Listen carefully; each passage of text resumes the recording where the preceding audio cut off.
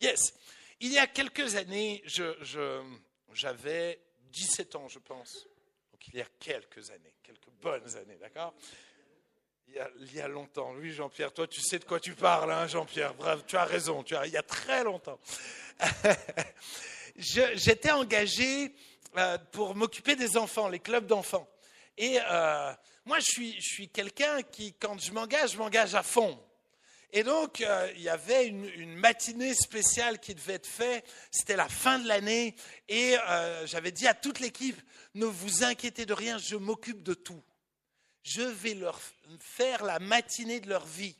Je vais préparer un programme aux petits oignons. Et donc, je dis à tout le monde, non, j'ai pas besoin d'aide, je vais le faire pour les jeunes, t'inquiète pas. Et je me suis donné à fond.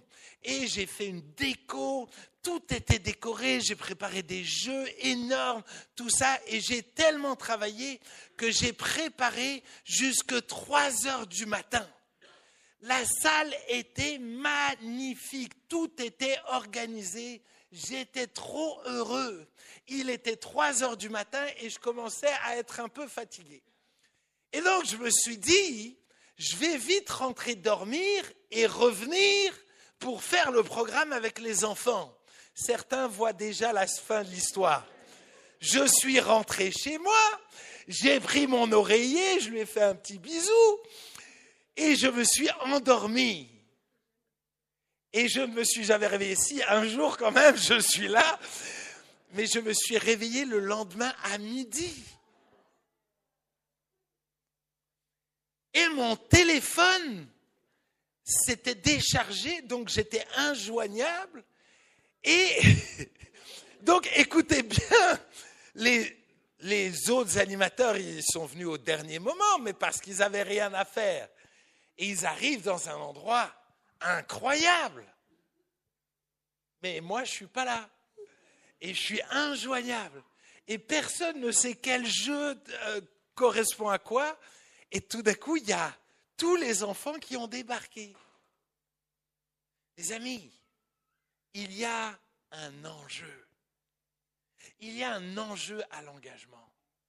Et honnêtement, j'y réfléchissais encore ces derniers jours, je me disais, mais qu'est-ce que j'ai besoin de continuer de faire des progrès? Et vraiment parce que je trouve que c'est un sujet qui, en apparence, on peut avoir l'impression de ne pas avoir de problème. Mais est-ce que dans le fond, on est réellement engagé comme il faut? Est-ce qu'on est réellement bien engagé avec Dieu, dans ma famille, dans l'Église et dans la société? Et vous allez voir, aujourd'hui, c'est la prédication qui va piquer le moins. Là, je viens de décourager tout le monde. Mais vous allez voir que, j'en suis où dans mon engagement dans mon couple? J'en suis où dans mon engagement au travail? Je m'en suis où dans mon engagement dans la société? J'en suis où? Tout le monde regrette d'être venu. Le titre de ce soir, c'est d'une culture à une autre. D'une culture à une autre. Et je crois réellement que nous devons, pour comprendre finalement l'engagement, il va nous falloir passer d'une culture à une autre. Alors pour introduire, qu'est-ce que c'est que d'être engagé? Voilà quelques mots-clés qui vont définir ce que c'est que d'être engagé. Être quelqu'un d'engagé, c'est être fidèle, responsable, loyal, digne de confiance, fiable, sérieux, ferme et solide. Encore une fois. Genre, vas-y, pasteur, redis-le, ça va peut-être marcher. Fidèle, responsable, loyal, digne de confiance, fiable, sérieux, ferme et solide. Je voulais faire tout rentrer dans ma slide, d'accord? Vous avez vu à la fin, j'ai dit, allez, je balance tout. Je balance tout. Et c'est fou parce que j'ai l'impression qu'on pourrait tous se dire, ça va. Écoutez ce que Proverbe 20, verset 6 dit. Beaucoup de gens proclament leur bonté, mais un homme fidèle, qui le trouvera? En d'autres termes, ce qui m'intéresse, c'est pas ce que tu penses de toi. C'est ce que les gens autour de toi pensent de toi. Ouch! Pasteur, t'es déjà trop piquant. Vendredi soir, le responsable de la petite église où j'étais m'a dit, il commence à me présenter comme son ami, comme son pasteur, comme plein de choses. Et il dit finalement, c'est un peu comme un shampoing 3 en 1. Et puis, il me présente comme ça. Et j'arrive et je dis, mais les shampoings, souvent, ça va dans les yeux et ça pique, ça pique. Donc voilà, souvent, je suis être piquant, d'accord? Mais je suis là pour que ça soit bien propre après. Amen. Amen. Les amis, qu'est-ce que les gens pensent de toi? Qu'est-ce que les gens pensent de moi? Est-ce qu'ils me trouvent fidèle, responsable, loyal, digne de confiance? Est-ce qu'ils me trouvent fiable, sérieux, ferme et solide? Comment est-ce que les gens me voient? Comment est-ce que ton patron te voit? Comment est-ce que tes voisins te voient? Comment est-ce que la police te voit? J'espère qu'il te voit bien en tout cas. D'une culture à une autre. Nous sommes dans une culture et dans une société extrêmement influente, mais extrêmement imprégnante. Moi, il y a une chose qui m'arrive, je vais régulièrement chez ma grand-mère en vacances en Bretagne, et à chaque fois que je rentre de chez ma grand-mère, ma femme n'arrête pas de dire « tu sens comme chez ta grand-mère ». À chaque fois, ou alors des fois je remets un habit et elle dit tu sens comme chez ta grand-mère. Je ne sais pas comment je dois le prendre. Mais les amis, finalement, on peut vite se laisser imprégner d'une odeur. Si tu vas chez le Chinois, on le saura. En fonction de où tu manges, on le saura. Pourquoi? Parce qu'il y a des odeurs qui s'imprègnent sur toi. Quand tu fais un barbecue, moi je ne suis pas un expert en barbecue, mais les quelques fois que j'ai géré un barbecue, j'ai l'impression que le barbecue est rentré chez moi et est resté chez moi quelques jours. Quand tu fais une raclette, tu as l'impression que pendant 6 mois, tu vas sentir la raclette. Il y a des choses qui sont comme imprégnantes. Et je crois que nous ne mesurons pas à quel point nous sommes dans une culture, dans une société qui nous imprègne beaucoup plus que ce qu'on ose dire. Et j'avais à cœur vraiment de refaire un petit point de quelle est cette société imprégnante, influente. Première chose, c'est que nous sommes dans une culture de la déconstruction et de la nouveauté. Aujourd'hui, la culture ambiante cherche à dire il n'y a plus de hiérarchie, il n'y a plus d'opposition binaire traditionnelle. C'est-à-dire il n'y a plus de bien ou de mal, il n'y a plus de mâle ou femelle. Finalement, on doit sortir de toutes ces pensées arriérées. On veut de la nouveauté. On veut finalement sortir d'un moule, d'un cadre naturel où chacun fait ce qu'il veut. Il y a une volonté de déconstruction. Et on cherche à déconstruire. On cherche à déconstruire. Et on le voit avec la sexualité, et on le voit finalement sur différentes sphères de la société. On cherche à déconstruire. Et c'est fou, parce que, et je sais que je pourrais, juste de dire cette phrase-là, je pourrais avoir des problèmes. Dès que tu n'es pas d'accord avec ça, tu as l'impression que le réflexe des gens, c'est de te traiter de raciste. Je ne comprends pas, d'accord? Mais tu as l'impression que tous ceux qui sont contre cette culture de la déconstruction, de cette culture woke, ça veut dire que si tu n'es pas woke, tu es raciste. C'est quoi le rapport? Genre vraiment. Mais nous sommes dans cette culture-là. Et encore une fois, peut-être tu dis, ça ne m'intéresse pas, moi. Fais attention, parce que ça t'influence plus que tu l'imagines. Ça t'influence plus que tu l'imagines. Vous n'avez pas idée du nombre de mails que nous recevons quand on dit que la femme doit être soumise à son mari. Tu ne mesures pas le nombre de mails qu'on reçoit. Vous ne m'envoyez pas encore trop de mails, ça me fait plaisir, d'accord? À Mulhouse, les amis, petit à petit, cette culture s'imprègne dans les pensées même des chrétiens. Mais comme nous sommes dans une culture de la déconstruction, ça veut dire qu'il n'y a plus de cadre. Mais s'il n'y a plus de cadre, je peux m'engager comment? Je m'engage à quoi? Comment? C'est quoi les fondements? Ils sont où les fondements? Parce que finalement, nous sommes dans une culture du relativisme et du pluralisme. Il n'y a plus de vérité absolue. Tout est devenu relatif. On a tous le même Dieu.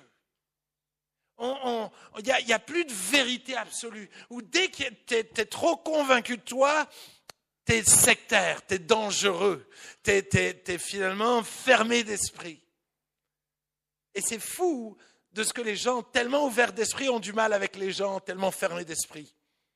Et s'ils étaient tellement ouverts, ils devraient nous accepter aussi dans notre fermeture, non? Bref.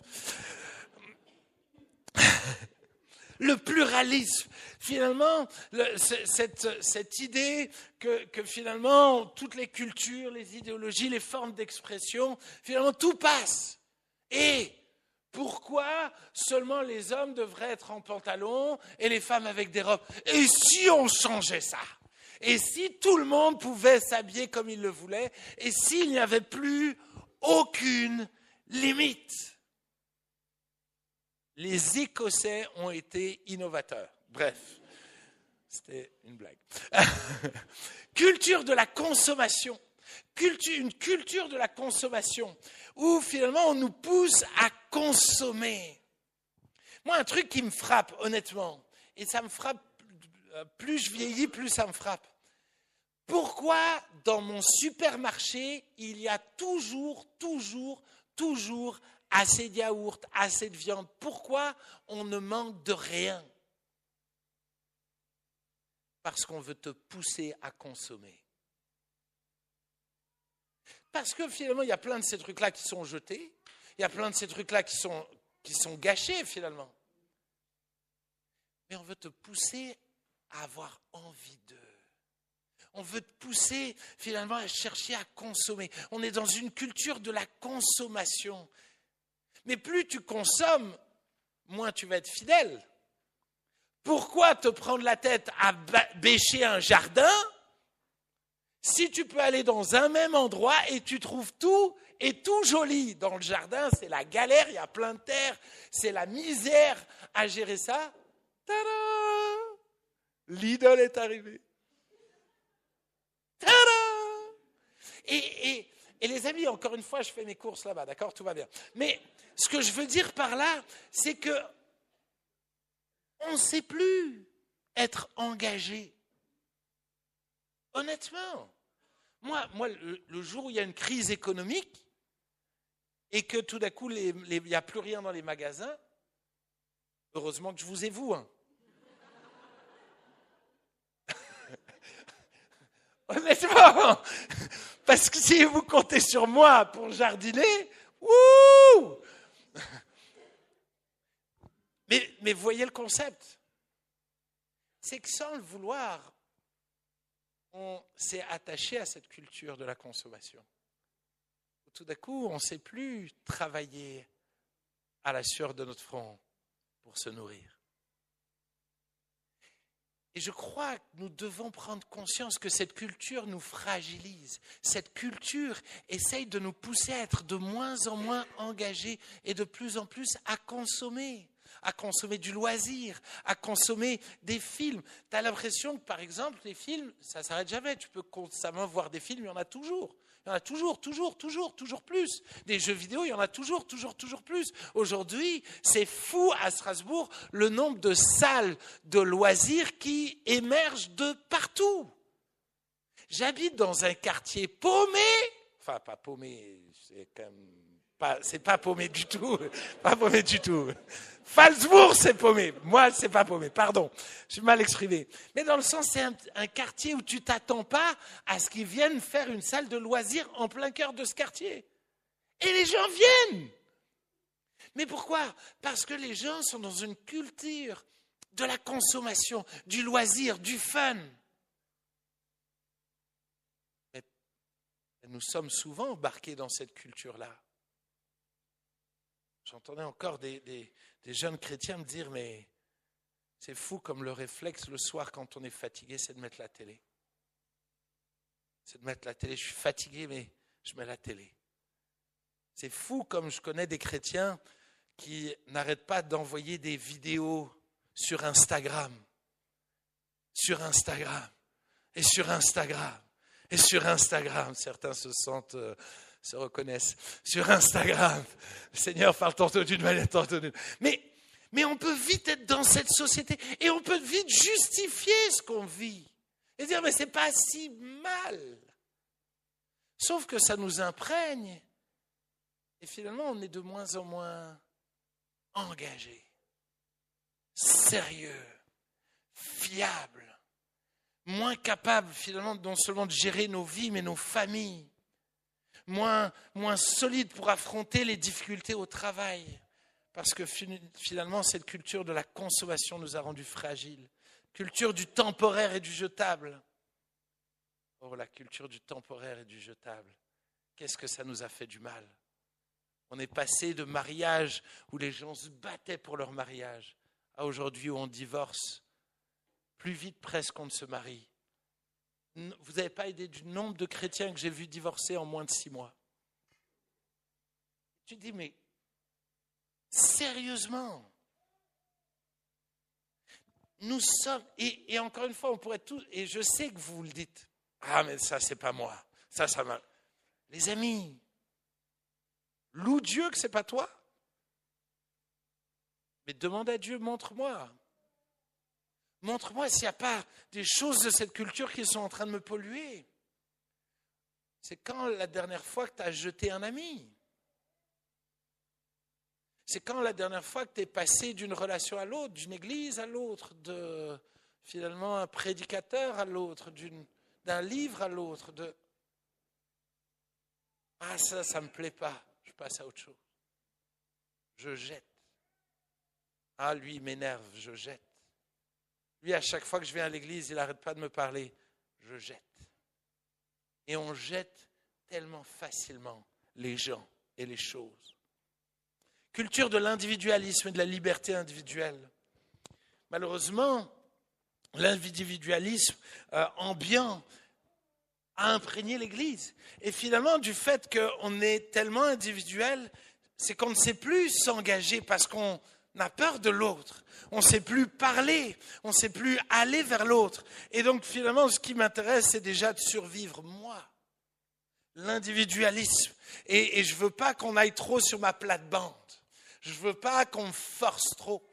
Et c'est fou parce qu'on est passé d'églises malheureusement qui ont été abusives à des gens qui ne se laissent plus rien dire.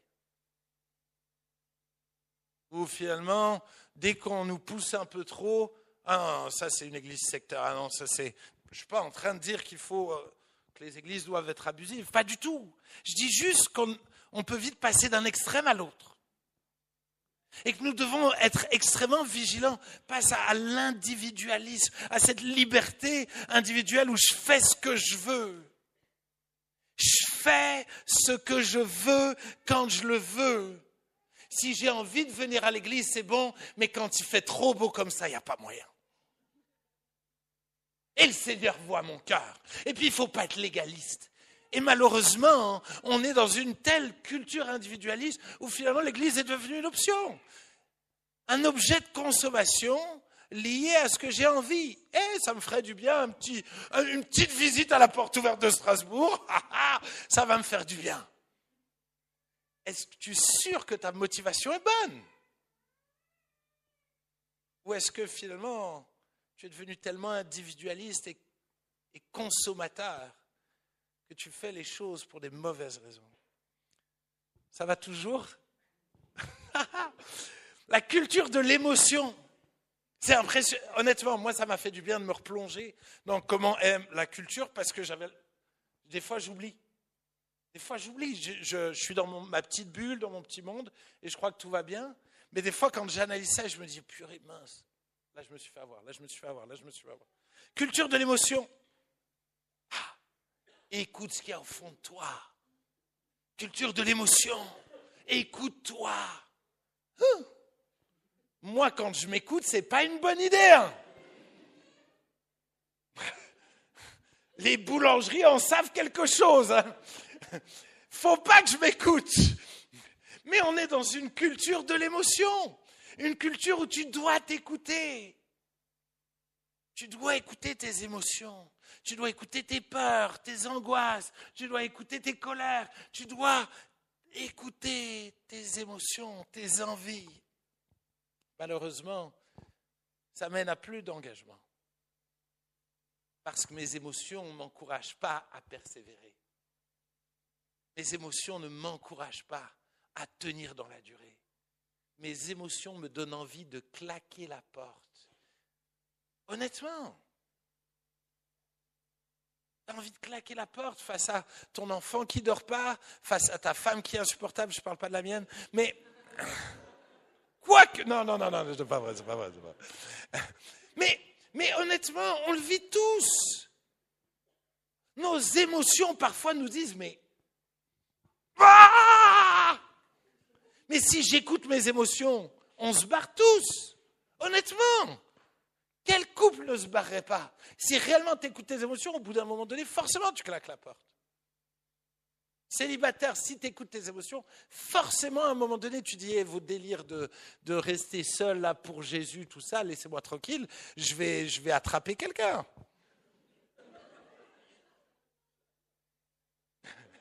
C'est joliment dit, hein. Non, mais honnêtement, je veux dire aujourd'hui, si tu écoutes tes émotions, mais tu n'es plus engagé, tu n'as plus aucune rigueur. Si tu écoutes tes émotions, jamais tu te soumets à aucun patron. Ou en tout cas, tu tiens 6 mois. C'est beaucoup 6 mois. J'aime bien ces petites voix qui... Allez, il faut que j'avance. Culture des réseaux sociaux et de la technologie. Je trouve ça fou de ce qu'aujourd'hui, les réseaux sociaux nous ont amenés finalement à une vie extrêmement superficielle. Extrêmement superficiel, on est dans le superficiel, on est dans des shots d'adrénaline, on est dans des vies qui ne sont pas la réalité.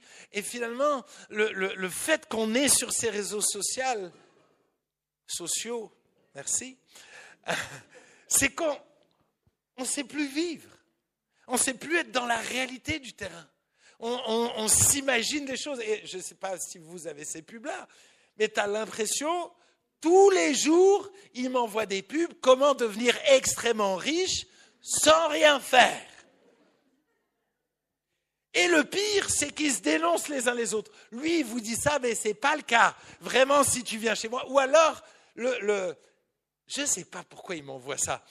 Peut-être c'est un message, mais comment perdre du poids sans faire de sport, sans changer ton alimentation? Je reçois des trucs. Est-ce que c'est Dieu qui veut me parler? Non, je ne crois pas. Mais honnêtement, on essaie de sortir de la réalité. On essaie de sortir de cette réalité de l'effort. J'entendais dernièrement quelqu'un dire « Non, le sport ne va pas te faire perdre des calories. » Mais t'es débile ou quoi? Mais encore une fois, on se nourrit de ça. Et petit à petit, on commence à se dire, et si c'était possible? Ah, franchement, mon travail, il est relou. Ah ben tiens, et pourquoi pas, tiens, je vais cliquer. Et on cherche à être riche sans travailler. Or, la Bible dit qu'il te faut gagner ton pain à la sueur de ton front. Amen. La culture de l'insécurité et de l'incertitude, c'est un point important. Aujourd'hui, nous sommes dans une culture ambiante qui crée de la peur.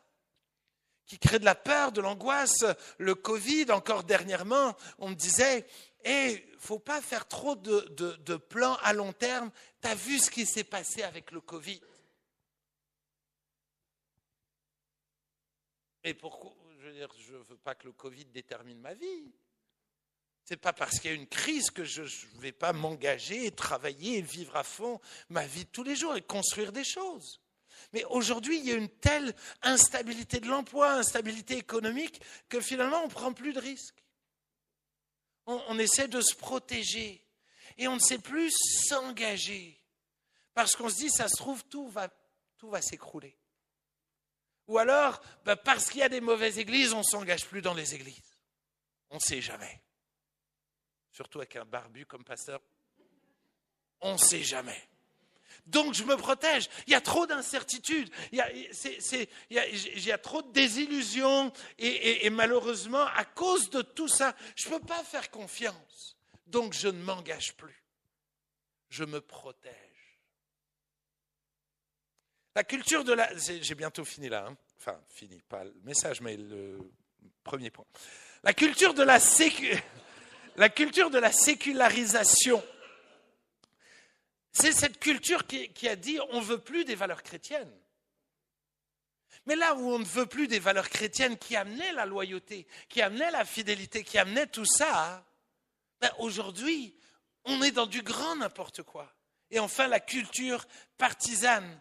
C'est mon parti politique, c'est mon combat, c'est ma cause, où on va s'engager pour ce qui m'intéresse à moi. Et nous sommes réellement dans une culture comme cela. Tout d'un coup, je vais suivre cette célébrité, je vais suivre ce mouvement-là. Et honnêtement, je vois de plus en plus dans l'Église des gens être anti de Chosen, des gens être pro de Chosen, des gens être anti-Macron, des gens être pro-Macron. Je veux dire, je vois tout le monde a raison. Et je me dis, mais dans l'Église. Mais si tu rentres dans un parti, ça veut dire que dès que Dieu va te demander quelque chose qui sort de ton parti, il se passe quoi? Et nous devons être vigilants, parce que nous sommes là-dedans. Je ne sais pas si tu as pu télécharger la vidéo. Je veux bien que tu me l'envoies. Voilà mon impression.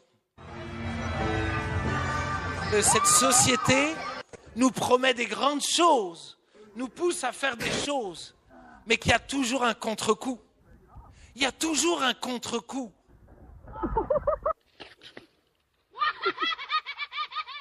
Il y a toujours un contre-coup. Une société qui nous promet beaucoup de choses, mais qui nous laisse tomber. Une société où on fait genre que tout va bien. Une société où on a l'impression que c'est le grand amour.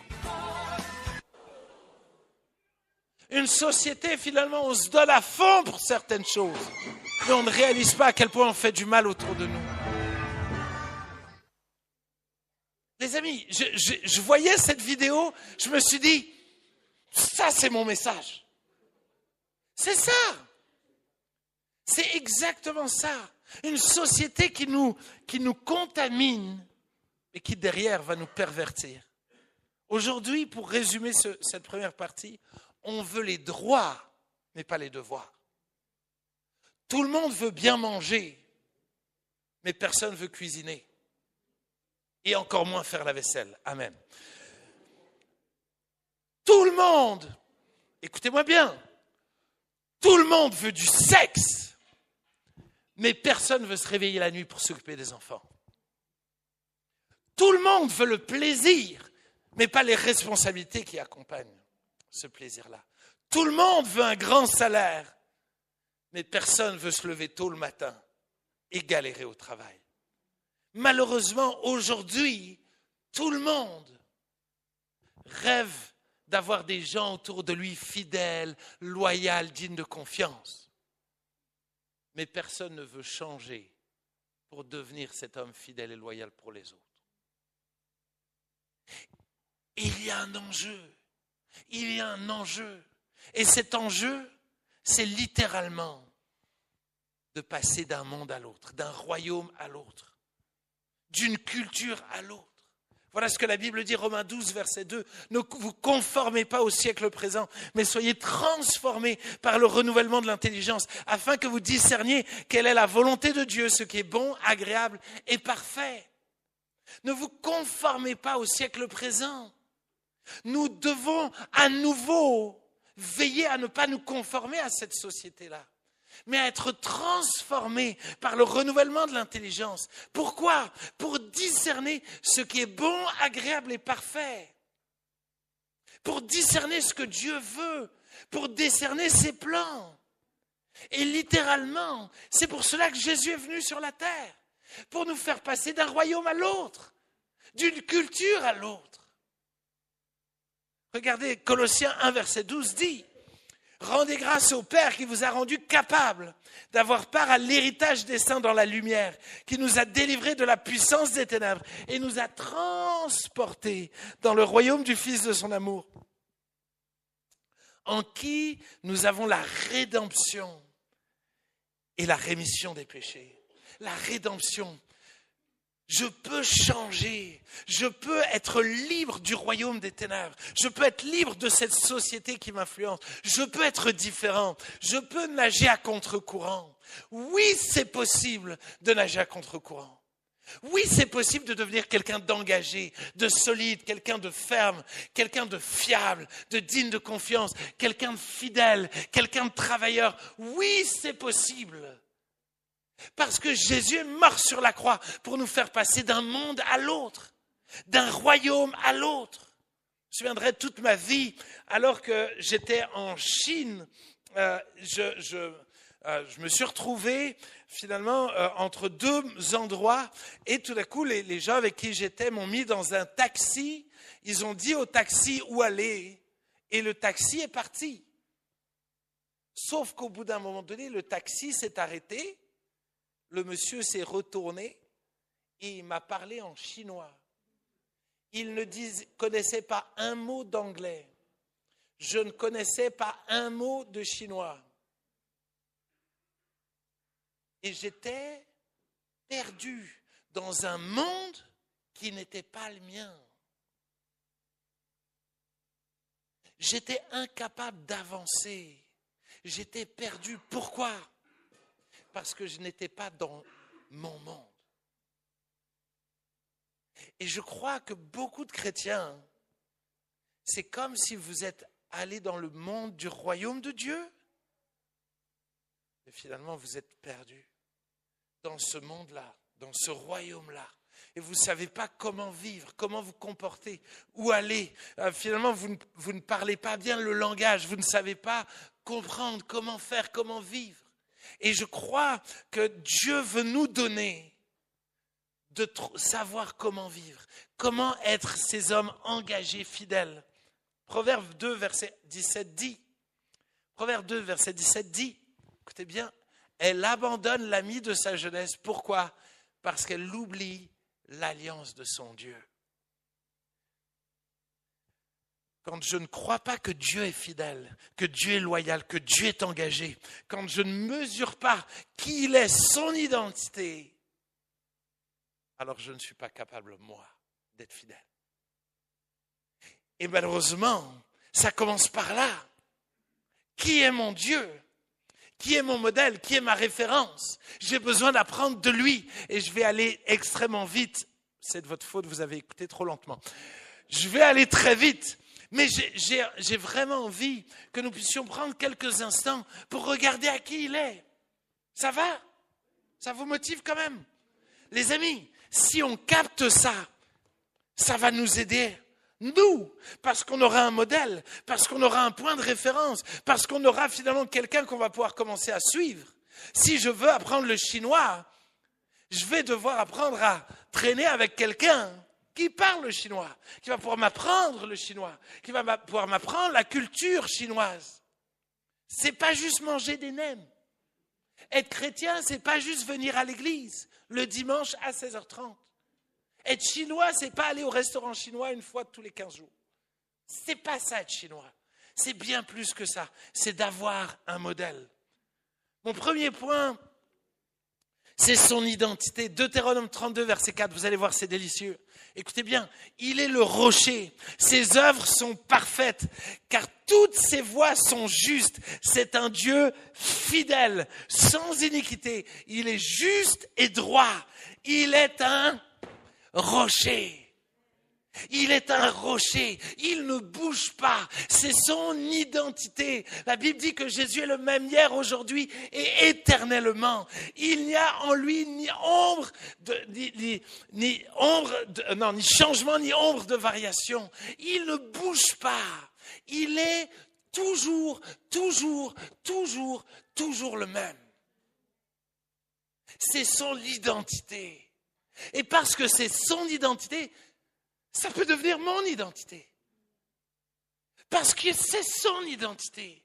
Alors, finalement, c'est possible qu'il me communique cette identité. Et moi, je peux devenir comme lui, comme un rocher, ferme et solide, qui ne bouge pas. Honnêtement, je vois tellement peu de chrétiens pas changer.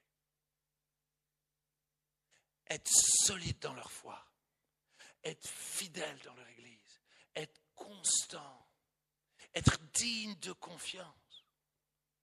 Je veux dire, je suis pas le plus vieux pasteur de la planète, mais déjà à mon humble niveau, et on a fait une série sur comment ne pas gâcher sa vie, mais honnêtement, il y a un enjeu dans la fidélité, dans le fait que ça devienne mon identité.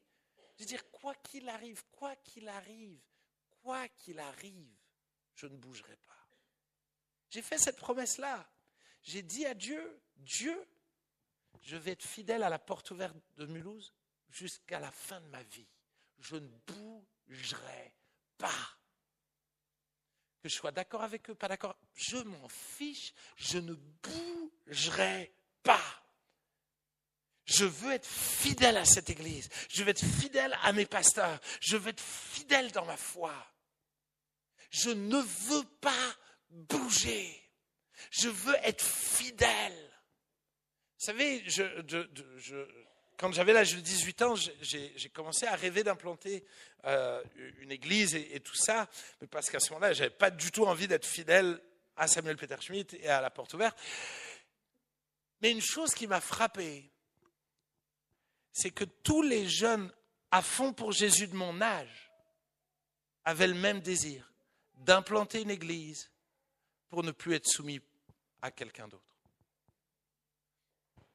Le mot tout, c'est un mot dangereux, mais énormément des gens de mon âge, ils ont tous quitté leur église et commencé leur église.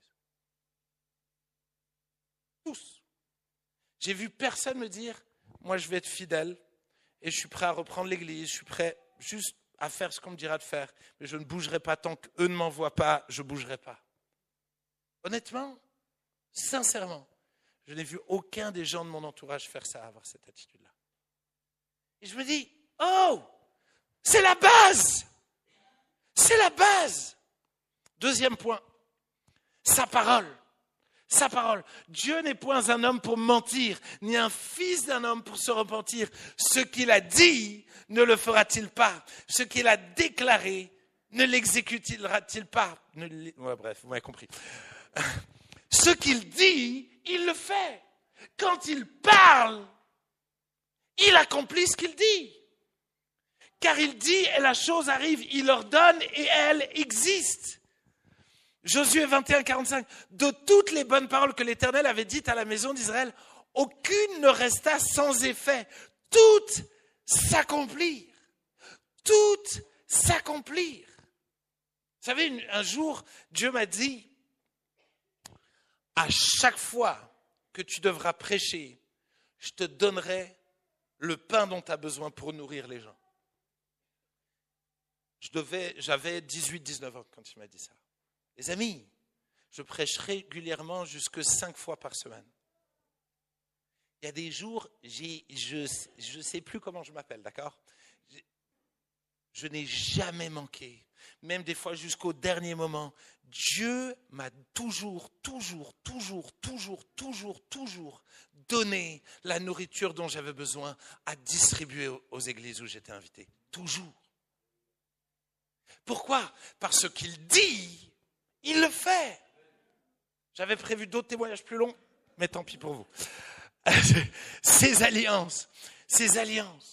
On voit que Dieu est un Dieu d'engagement, d'alliance. Il cherche constamment à s'engager envers l'humanité. Nombre 18, verset 19. Je te donne à toi et à tes fils et à tes filles avec toi par une loi perpétuelle toutes les offrandes saintes que les enfants d'Israël présenteront par l'Éternel par élévation. Écoutez bien, c'est une alliance inviolable et à perpétuité devant l'Éternel pour toi et pour ta postérité avec toi. Dieu fait des alliances inviolables et à perpétuité. Les amis, inviolables et à perpétuité. Deutéronome 7, verset 9. Sache donc que c'est l'Éternel, ton Dieu, qui est Dieu. Ce Dieu fidèle qui garde son alliance et sa miséricorde jusqu'à la 1000e génération envers ceux qui l'aiment et qui observent ses commandements. Écoutez bien, verset 10. Mais il use directement de représailles envers ceux qui le haïssent et il les fait périr. Dieu est digne de confiance. Quand il dit quelque chose, la chose arrive. C'est valable pour la bénédiction, mais c'est valable pour la malédiction. Ce qu'il dit, il le fait. Si la Bible parle de l'enfer, c'est que l'enfer existe. S'il a dit qu'il y aura un jugement, il y aura un jugement. Tout ce qu'il dit, il le fait. Je vois là aussi trop de gens essayer de fouiller dans la Bible et prendre ce qui les arrange. Les amis, ce qu'il a dit, il le fera. Personne n'arrivera au ciel en disant ça n'a pas marché, tu t'es planté. On sera tous là à terre en disant purée, qu'est-ce qu'il est bon. Qu'est-ce qu'il est bon. Qu'est-ce qu'il est bon. Tout ce qu'il a dit, chaque verset, chaque prophétie, chaque parole. Et peut-être certains sont là disent oui, mais Dieu m'a dit ça il y a 50 ans et ça n'est jamais arrivé. Mon ami, tu vas arriver au ciel, tu diras ferme ma bouche. Parce qu'il l'aura dit, il va l'accomplir. Est-ce que c'est lui qui a dit ou pas ? C'est une autre question. Mais ce que Dieu dit, il l'accomplit. Troisième chose. Voilà, il y a d'autres versets, mais allez, non, je donne juste quand même cet exemple-là. Israël. Dieu a dit, personne ne détruira Israël. Tu peux être d'accord, pas d'accord avec Israël, peu importe. Qui c'est qui a réussi à détruire Israël ? Tout le monde entier a essayé de détruire Israël. Dieu a fait une alliance. Dieu a pris un engagement vis-à-vis d'Israël. Personne ne pourra jamais détruire Israël. Personne. Le monde entier pourrait se liguer contre Israël. Israël est indestructible. Pourquoi ? Parce que Dieu a fait une alliance. Dieu a pris un engagement avec Israël. Et Dieu est fidèle à ses engagements. Quatrième point, face à mes galères.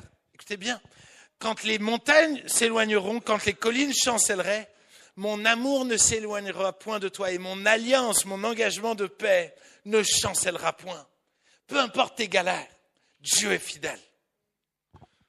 Lamentation 3, versets 18 à 23. Et j'ai dit, ma force est perdue, j'ai plus d'espérance en l'Éternel. Quand je pense à ma détresse et à ma misère, à l'absinthe et au poison, quand mon âme s'en souvient, elle est abattue au-dedans de moi. Écoutez bien.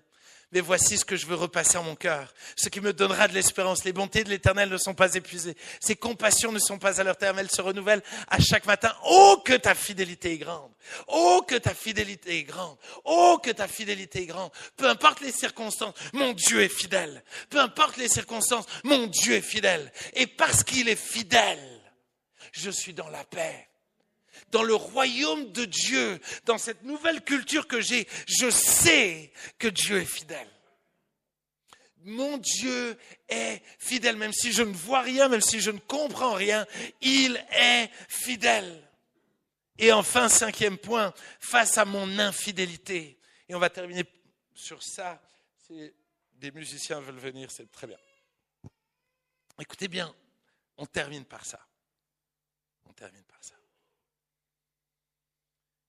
Romains 3, versets 3 à 4. Et quoi? Si quelques-uns n'ont pas cru, leur incrédulité anéantira-t-elle la fidélité de Dieu? Loin de là. Que Dieu, au contraire, soit reconnu pour vrai et tout homme pour menteur. En d'autres termes, même si tu ne crois pas, il est fidèle. Même si tu ne crois pas en lui, il est fidèle. Dans le fait de chercher à te toucher, de chercher à prendre soin de toi, même si tu ne crois pas, même si tu mens, même si... Dieu est fidèle. Tu es fidèle, il pourrait détruire la planète au vu du péché. Mais il a promis qu'il ne détruira plus la planète par un déluge.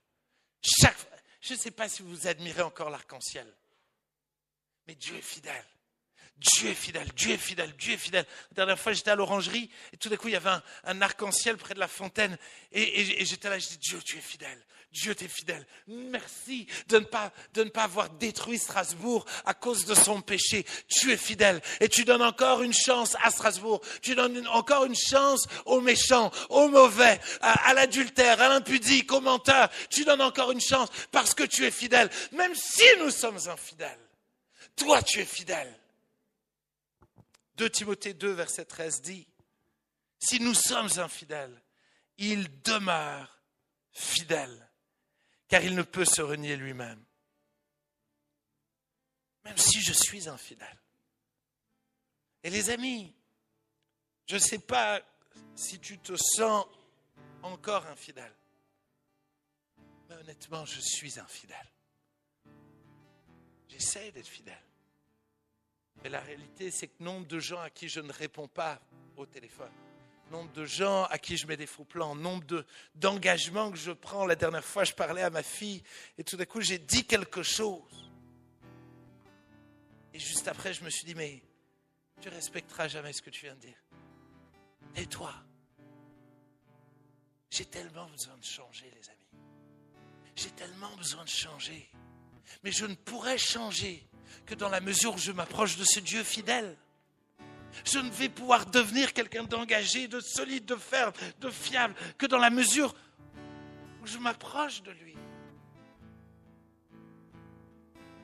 Je disais tout à l'heure, et cette image, pour moi, j'aimerais vraiment vous la laisser. C'est que si tu veux changer, il faut t'imprégner de la culture du royaume de Dieu. Et aujourd'hui, si nous sommes tellement imprégnés de la société, c'est parce que nous nous vautrons dedans. Nous sommes pleinement dedans. Nous passons du temps constamment avec cette société. À travers des réseaux, des médias, on se nourrit de tout ça. Et il est temps aujourd'hui de renoncer à la culture ambiante, de déménager. Il est temps de déménager et dire, ma maison, c'est plus Strasbourg. C'est le royaume des cieux. C'est ma nouvelle adresse. C'est ma nouvelle maison. Où je veux maintenant aimer Dieu, aimer son royaume. Je veux vivre environné de la présence de ce Dieu fidèle. Je veux vivre entouré de l'Église. Et je veux apprendre en pratiquant. Jamais je ne parlerai chinois si je ne pratique pas, si je n'apprends pas. Et l'Église est un lieu d'engagement. L'Église est un lieu où on peut apprendre à s'engager. L'Église est un lieu où on peut apprendre à être engagé dans le fait de se pardonner les uns les autres, de se reprendre les uns les autres et de dire « Hé, je ne lâcherai pas l'Église ». Mais parce qu'en même temps, si tu lâches l'Église, qui est bien moins pire que le reste, il y a des problèmes dans l'Église, d'accord ? Mais il y a une petite grâce en plus. Mais si tu n'arrives pas à supporter l'Église, comment tu vas supporter la société ? Honnêtement, comment tu vas supporter la persécution ? Honnêtement, t'es mort. L'Église est un lieu où on va apprendre à être fidèle. Où on doit apprendre à être fidèle. savez, à l'âge de 18 ans, j'ai dû prendre la décision de dire, le dimanche, c'est le jour pour aller à l'église. Peu importe si je me couche tard, quoi qu'il arrive, le dimanche, c'est le jour de l'église. Mais parce que si je ne suis pas capable d'être fidèle juste pour aller à l'église, alors comment je vais être fidèle à ma femme? Comment je vais être fidèle à mes enfants quand ils vont me rendre dingue? Comment? Fermons nos yeux.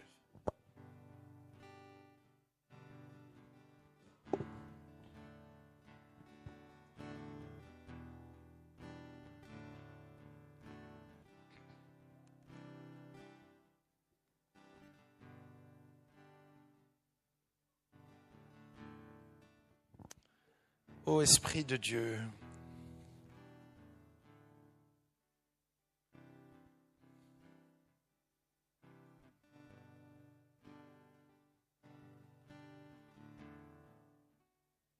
je n'avais tellement pas préparé ce message-là, mais Dieu m'a vraiment parlé.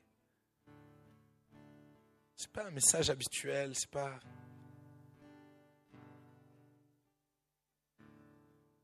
Et je crois réellement que nous devons prendre conscience que nous sommes trop imprégnés par cette société.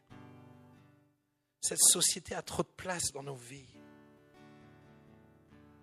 La Bible dit que nous ne sommes pas de ce monde. Jésus va dire, je ne te prie pas de les enlever du monde, mais qu'ils soient saints, qu'ils soient mis à part. Garde-les, protège-les.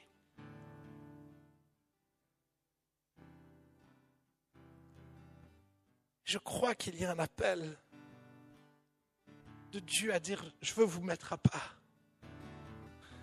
Je veux te sanctifier, je veux te changer, je veux t'imprégner de mon royaume. Je veux t'imprégner de mon royaume, je veux te communiquer mon identité. Je veux te communiquer ma manière de parler, je veux te communiquer ma manière d'être, ma manière d'agir, ma manière de me comporter. Je veux te communiquer ce que je suis. Afin que tu goûtes à la vraie vie. Je veux que tu goûtes à la vraie vie.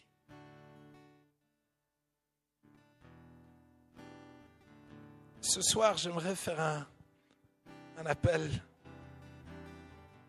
pour tous ceux qui disent, moi, je veux renoncer à cette culture ambiante. Je veux renoncer finalement à cette société de consommation. Je veux renoncer à être influencé par ces réseaux sociaux, ces influenceurs, ces célébrités, cet esprit de parti. Je veux sortir de cet individualisme, je veux sortir de tout cela. Et Dieu, je veux apprendre de toi. Je veux devenir fidèle comme tu l'es, engagé comme tu l'es, loyal comme tu l'es. Je veux venir ferme et solide, tel un rocher comme tu es. Si quelqu'un est là et veut prendre cette décision avec moi, alors j'aimerais t'inviter à te lever à ta place. Alors que Mehdi va nous conduire dans un champ, j'aimerais que tu puisses prendre un engagement. Ou ce n'est pas un engagement, c'est une prière. Ne prends pas un engagement, fais une prière. Fais une prière. Comme une prière de dire, Dieu, il faut que tu me changes. Dieu, je m'abandonne à toi. Purifie-moi, montre-moi là où je suis. J'ai été pollué par cette société. Débusque ma mauvaise manière de penser. Renouvelle mon intelligence. Donne-moi de ne pas me conformer au siècle présent, mais renouvelle mon intelligence. Transforme-moi, change-moi, change-moi. Strasbourg a tellement besoin de me voir changer. L'Église a tellement besoin de me voir changer. Change-moi, je t'en supplie, Seigneur. Je t'en supplie, Seigneur.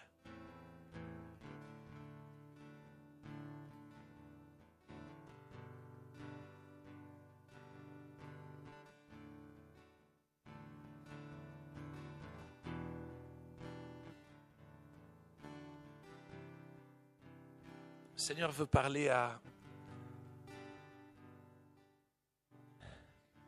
quelques-uns et Dieu dit, ton cœur est devenu dur. Et parce que ton cœur est devenu dur, tu ne vois plus.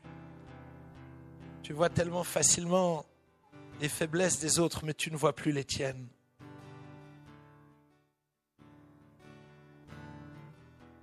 Et Dieu te dit, j'aimerais te ramener sur mon tour. Et comme un potier, j'aimerais briser ce que tu es, briser ce qui est devenu dur et repartir à zéro avec de l'argile, avec un argile que je vais mouiller, que je vais malaxer, que je vais bousculer. Mais avec cette argile, je vais pouvoir faire de toi un vase d'honneur. Un vase d'honneur utile à mon royaume. Utile à celui que tu dis être ton maître.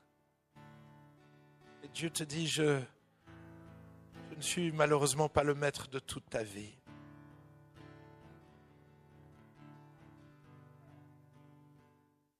Tu m'empêches de te bousculer, tu m'empêches de te faire sortir de ta routine. Pourtant, j'aimerais tellement te mener plus loin dans les engagements que tu as pris. Et même certains engagements que tu considères peu spirituels, tu les négliges. Or, tout est spirituel. Car je suis le Dieu de ton quotidien, je suis le Dieu de la vie. Ainsi, ce que j'attends de toi, c'est que tu sois fidèle dans ton quotidien. C'est ça qui m'honore. C'est ça que je vois. Ce n'est pas simplement ta fidélité à me prier chaque matin, à lire ma parole. C'est ta fidélité dans ton attitude, dans ton comportement, dans ton quotidien. Alléluia. Ô Esprit de Dieu, parle-nous, parle-nous, parle-nous.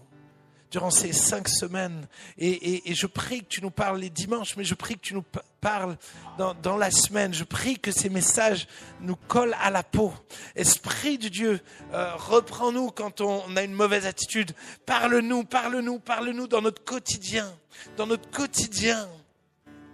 Éclaire, mets à la lumière à chaque fois qu'on est infidèle, à chaque fois qu'on est déloyal, à chaque fois qu'on faillit à nos engagements. Montre-nous qu'il y ait des pop-up spirituels qui nous aident à réaliser. Au nom de Jésus, merci pour ta grâce. Merci pour ta grâce. À toi toute la gloire, Seigneur. Amen. Amen, amen, amen, amen, amen, amen. Amen, amen, amen. Gloire à Dieu. Gloire à Dieu, gloire à Dieu, gloire à Dieu, gloire à Dieu, gloire à Dieu. Gloire à Dieu. Les amis, je suis marqué par une chose qui me perturbe à chaque fois que je voyage et je dirais même dans mon quotidien.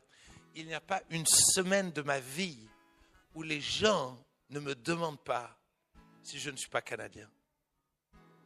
Honnêtement, c'est d'un farfelu absolu, d'accord ? Vraiment, je ne comprends pas. Mais écoutez-moi bien. C'est en moi.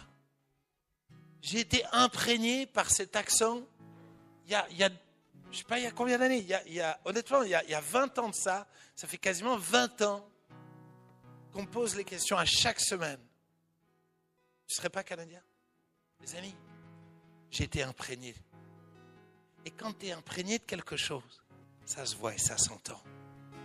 Et mon désir, c'est qu'à la fin de ces 5 semaines, les gens me posent la question, « Hey, qu'est-ce qui s'est passé ?» Qu'est-ce qui s'est passé ? Pas que vous parliez tous canadiens, d'accord ? Elle était pas mal.